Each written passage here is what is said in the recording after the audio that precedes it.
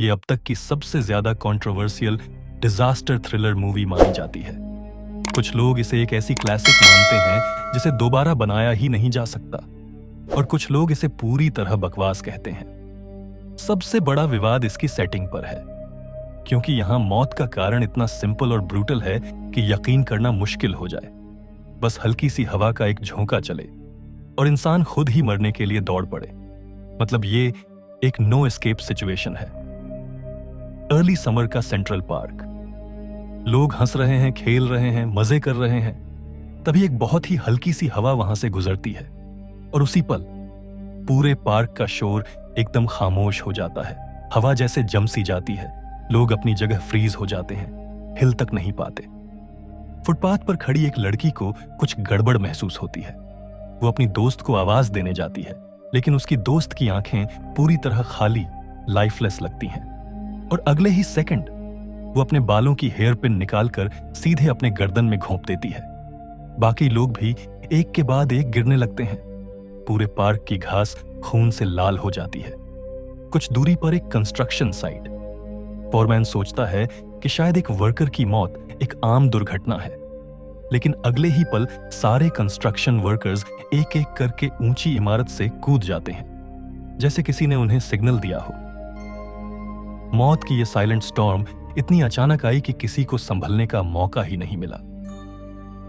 उधर natural science teacher निक अभी भी क्लास पढ़ा रहा होता है जब प्रिंसिपल उसे बुलाकर सेंट्रल पार्क की ट्रेजेडी के बारे में बताता है। सबको लगता है कि यह किसी टेररिस्ट गैस अटैक का नतीजा है।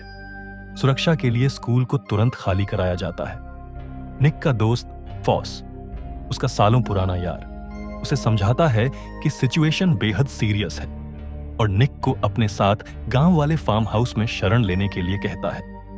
निक थोड़ा हिचकिचाता है, लेकिन घर पहुंचकर जब वो टीवी न्यूज देखता है तो शॉक हो जाता है। गवर्नमेंट का कहना है कि यह शायद एक ऐसा नया वायरस है जो दिमाग की नर्व सिग्नल्स को ब्लॉक कर देता है, लेकिन यह कैसे काम करता है और कैसे आया, किसी को कोई आइडिया नहीं। अब निक को स्थिति की गंभीरता समझ आती है और वो फॉस के साथ गांव चलने का फैसला कर लेता है। वो अपनी वाइफ के साथ जल्दी जल्दी स्टेशन पहुंचता है, जहां उसे फॉस और उसकी बेटी मिल जाते हैं। फॉस की वाइफ ट्रैफिक में फंसी होती है, इसलिए वो अगली ट्रेन लेने वाली होती है। ट्रेन चल पड़ती है और तभी दूसरी जगह एक और पार्क में वही खौफनाक नजारा दोहराया जाता है। हवा चलती है, लोग रुक जाते हैं। एक पुलिस वाला खुद पर गोली चलाता है और फिर बाकी लोग जैसे ऑर्डर में बैठे हों एक एक कर हथियार उठाकर खुद को मार देते हैं। ट्रेन के अंदर यह खबर पहुंचती है और माहौल पैनिक से भर जाता है। फॉस अपनी पत्नी को कॉल करता है, लेकिन नेटवर्क बार बार कट जाता है। तभी ट्रेन अचानक रुक जाती है। सब लोग उतर आते हैं। कंडक्टर बताता है कि आगे के सिग्नलिंग सिस्टम्स ने काम करना बंद कर दिया है, इसलिए ट्रेन नहीं जा सकती। पास ही एक छोटा टाउन होता है। निक सबको साथ लेकर एक रेस्टोरेंट में जाता है। वहां एक कस्टमर के फोन पर एक और डरावना वीडियो चलता है। एक जू कीपर बिना हिले डुले अपने आप को शेरों के सामने छोड़ देता है। सब लोग शॉक में आ जाते हैं। इतना अजीब, इतना अनएक्सप्लेन्ड डिजास्टर उन्होंने पहले कभी नहीं देखा था। और तभी सरकार एक नया इमरजेंसी अलर्ट जारी करती है। वे पहले वालों को गलत बताते हैं। सरकार ने अब यह मान लिया कि यह कोई टेरर अटैक नहीं है, क्योंकि यह आपदा पूरे देश में तेजी से फैल चुकी है। और जिस छोटे से टाउन में निक ठहरा हुआ है, अब वही इस डिजास्टर का सीधा सीधा सेंटर पॉइंट बन चुका है। डर अब हवा में महसूस होने लगता है। लोग शॉक से उबर भी नहीं पाते कि अचानक रेस्टोरेंट की बिजली चली जाती है। भीड़ का धैर्य टूट जाता है। सब पागलों की तरह रेस्टोरेंट से बाहर भागते हैं। इस एंड ऑफ द वर्ल्ड भगदड़ में कोई किसी की मदद नहीं कर रहा। निक बार बार किसी से लिफ्ट मांगता है, लेकिन उसे शहर से बाहर जाने वाली एक भी गाड़ी नहीं मिलती। आखिरकार एक दयालु दंपति निक, उसकी वाइफ और फॉस की बेटी को अपने साथ ले जाने को तैयार होते हैं। निक और उसकी पत्नी राहत की सांस लेते हैं, लेकिन फॉस के मन में एक अलग ही बेचैनी होती है। उसकी वाइफ पिछले 2 घंटे से लापता है। वह चाहे जो हो उसे ढूंढने ही जाएगा, लेकिन वह अपनी बेटी को रिस्क में नहीं डालना चाहता, इसलिए वह उसे निक के भरोसे छोड़ देता है। दोनों एक दूसरे को मुस्कुराकर मिलने की जगह तय करते हैं। लेकिन निक के दिल में पहले से ही एक डर बैठा होता है। उसे लगता है कि शायद ये उनकी आखिरी मुलाकात है। फॉस जिस कार में बैठता है वह थोड़ी दूर जाकर एक ऐसी सड़क पर पहुंचती है जहां लाशें ही लाशें पड़ी हैं। कई लोग पेड़ों से लटकते हुए मृत नजर आते हैं। कार में बैठे लोग चीखने लगते हैं। वे घबराकर खिड़कियों की हर दरार को बंद करने लगते हैं, लेकिन छत पर मौजूद एक छोटी सी खरोंच भूल जाते हैं। फॉस की आंखों में पूरा का पूरा निराशा भर जाती है। अगले ही पल कार अचानक रुक जाती है। एक जोरदार क्रैश होता है। कई यात्री कार से बाहर फेंक दिए जाते हैं। सिर्फ फॉस ही एकदम रिजिड बॉडी के साथ कार से नीचे उतरता है और जमीन से एक कांच का टुकड़ा उठाता है। उधर निक और बाकी लोग भी किसी बेहतर हालात में नहीं हैं। सड़क के मोड़ पर कई लाशें दिखाई देती हैं। मतलब वायरस ने उस जगह को भी हिट कर दिया है। ड्राइवर मजबूरी में गाड़ी मोड़कर किसी दूसरे एग्जिट की तरफ बढ़ता है, लेकिन वहां भी एक मिलिट्री व्हीकल मिलती है। सैनिक चिल्लाकर सबको चेतावनी देता है कि आगे वाला मिलिट्री बेस पूरी तरह मास सुइसाइड में बदल चुका है, वह रास्ता मत लेना। लेकिन उसका बोलना खत्म भी नहीं होता कि दूसरी तरफ से आती कारें भी उसी तरह की मौतें झेलकर भाग रही होती हैं। अब निक को महसूस होता है कि किसी भी दिशा में जाए हर रास्ता मौत की ओर जा रहा है। वह जल्दी से फॉस को कॉल करता है, लेकिन कोई भी कॉल उठाया नहीं जाता। निक के भीतर एक भारी सा डर पनपने लगता है। तभी सामने एक मां अपने प्रिंसटन वाले परिवार से फोन पर बात कर रही होती है, और प्रिंसटन वही जगह है जहां फॉस अपनी पत्नी को ढूंढने गया था। निक घबराकर उसके फोन के पास जाता है, लेकिन तभी फोन के स्पीकर से कांच टूटने की आवाज आती है और उसके बाद हवा की सरसराहट। निक समझ जाता है वो शहर भी अब खत्म हो चुका है। वह सड़क किनारे बैठकर लंबे समय तक चुप रहता है। उसे यकीन हो जाता है कि शायद फॉस भी अब जिंदा नहीं होगा। दर्द और गुस्से से भरा वह कुछ नहीं कर पाता। सिर्फ एक ही जिम्मेदारी बचती है, फॉस की बेटी को बचाना। थोड़ा संभलने के बाद निक सभी लोगों के साथ अगले कदम पर चर्चा करता है। लोगों को धीरे धीरे समझ आता है कि हर हादसे से पहले हवा का झोंका आता है, और ये हमले हमेशा भीड़ वाली जगहों पर हो रहे हैं। निक अंदाजा लगाता है कि ये कोई वायरस नहीं, बल्कि प्लांट्स द्वारा छोड़ा गया टॉक्सिन हो सकता है, और इसका ट्रिगर शायद भीड़ का एक निश्चित संख्या तक पहुंच जाना है। यह सुनकर सैनिक तुरंत आदेश देता है कि सभी सर्वाइवर्स को 2 छोटे छोटे ग्रुप्स में बांट दो और उन्हें जितना संभव हो दूर और सुनसान जगहों में ले जाओ। लेकिन तभी जब सभी लोग एक खुले मैदान से गुजर रहे होते हैं, तभी आगे वाली टीम पर एक हल्की हवा चलती है। सब लोग तुरंत रुक जाते हैं। फ्रंट वाली टीम का सैनिक पूरी तरह टूट जाता है और पागलों की तरह चिल्लाने लगता है। अगले ही सेकंड वह अपनी कमर से पिस्तौल निकालता है और लगातार गोलियां चलने लगती हैं। हर एक गोली की आवाज सबके दिल पर हथौड़े जैसी पड़ती है। कुछ ही पलों में आगे वाला पूरा छोटा समूह पूरी तरह खत्म हो जाता है।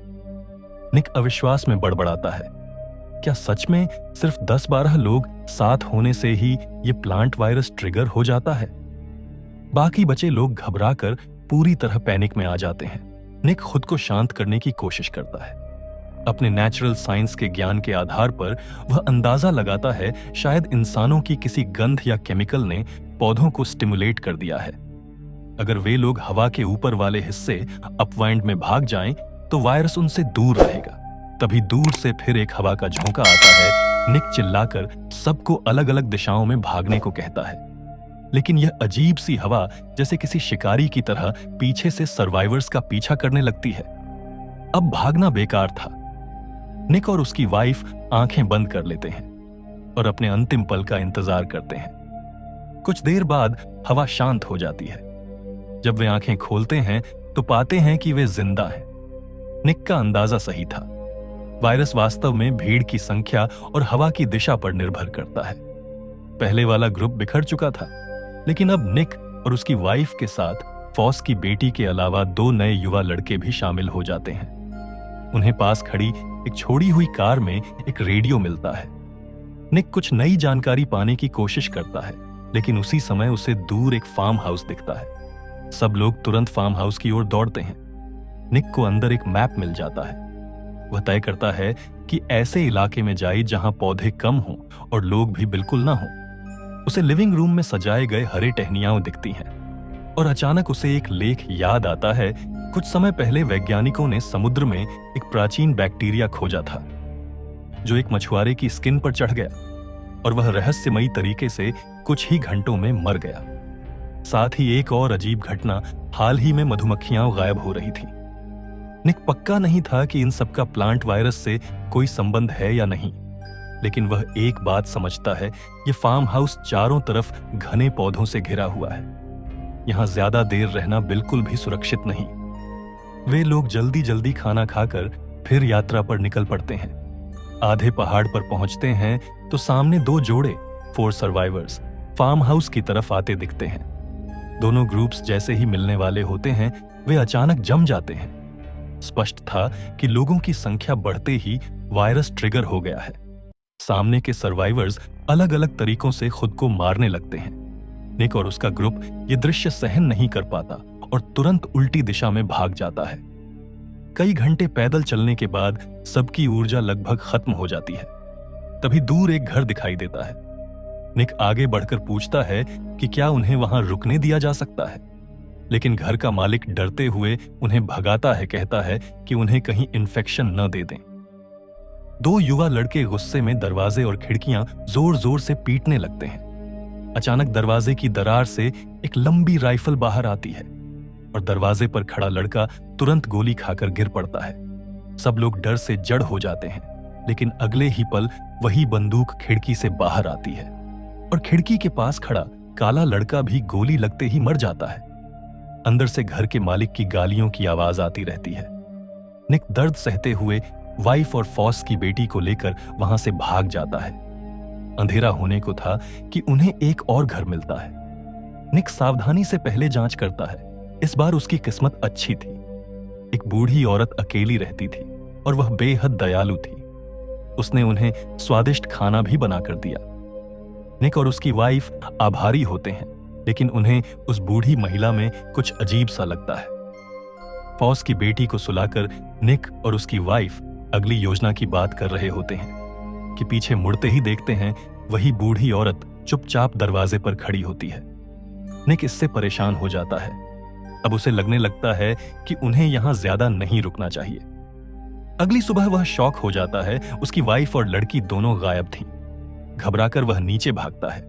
वह बूढ़ी औरत के कमरे का दरवाजा थोड़ा खुला देखता है।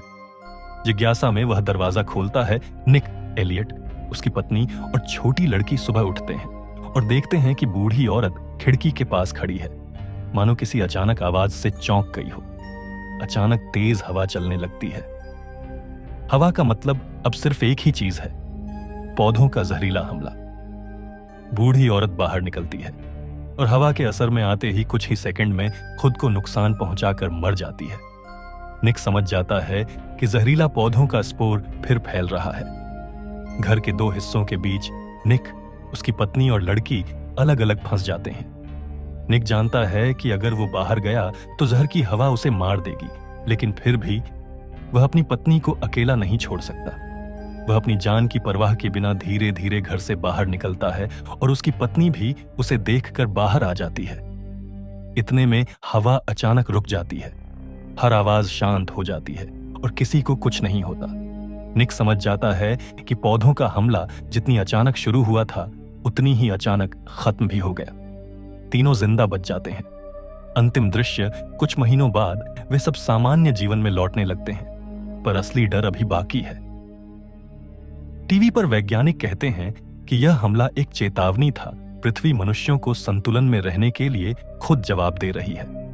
उसी समय फ्रांस में ठीक उसी तरह का नया पौधों का हमला शुरू हो जाता है। यानी यह घटना खत्म नहीं हुई है, यह तो बस शुरुआत थी।